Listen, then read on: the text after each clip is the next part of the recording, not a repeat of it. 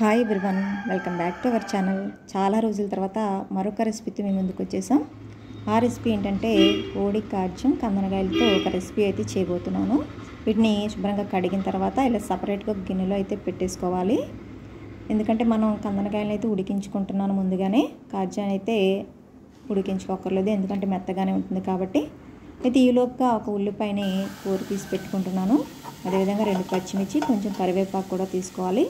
ఈ విధంగా ఉడికించినటువంటి కందనకాయ ముక్కల్ని గిన్నెలోకి అయితే తీసేసుకొని స్టవ్ మీద అదే గిన్నెలో మనం ఫ్రై చేసుకోవడానికి సరిపడా నూనె వేసుకుంటున్నాను.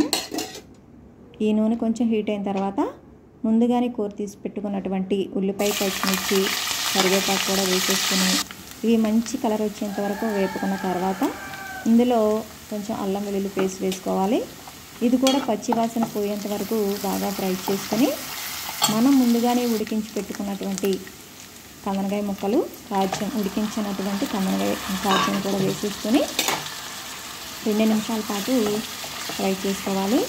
ఈ విధంగా ఇందులో ఉన్న వాటర్ అంతా ఇంకిపోయిన తర్వాత రుచికి సరిపడా ఉప్పు, కారం, ధనియాలు, జీలకర్ర, మిరియాల పొడి, తర్వాత గరం మసాలా, కొంచెం పసుపు ఇవన్నీ కూడా వేసుకొని బాగా కలుపుకోవాలి. మొత్తం ముక్కలన్నిటికీ పట్టే వరకు బాగా వేయించిన తర్వాత మనం మూత అయితే పెట్టేసుకుందాం. ఇంకా మేమైతే లాంగ్ వీడియోస్ పోస్ట్ చేయడం చాలా లేట్ అయిందండి. కానీ మమ్మల్ని ఇంతగా ఆదరిస్తున్న మీ అందరికీ కూడా పేరు పేరున ధన్యవాదాలు తెలియజేస్తున్నాను. ఇక షార్ట్ వీడియోస్ అయితే అప్లోడ్ చేయడం జరుగుతుంది. ఇక అవి కూడా మంచి ట్రెండింగ్లోనే ఉన్నాయండి. ప్రతి ఒక్కరు తప్పకుండా చూసి ఆదరిస్తారని ఆశపడుతున్నాను. ఇక ఈ విధంగా ఫ్రై చేసుకున్న తర్వాత మరొకసారి చూద్దాం. ఇక మనకి చూడండి ఇందులో ఉన్నటువంటి ఆయిల్ అంతా కూడా బయటకు వచ్చేసింది. చూడండి ఎక్కడా కూడా అడుగంటలేదు.